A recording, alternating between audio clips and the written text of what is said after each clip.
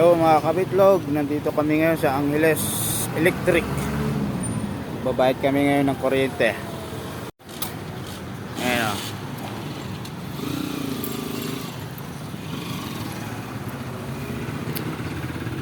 Dito kami ngayon kasi 2 buwan na yung aming kuryente, kaya dito kami sa Angeles Electric nagbayad ngayon.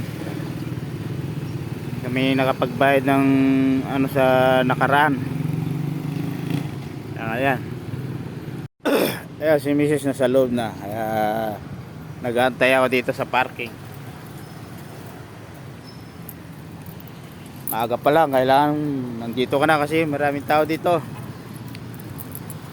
Ayan na, si Mrs. tapos na. Ayan na siya, nakapagbayad na.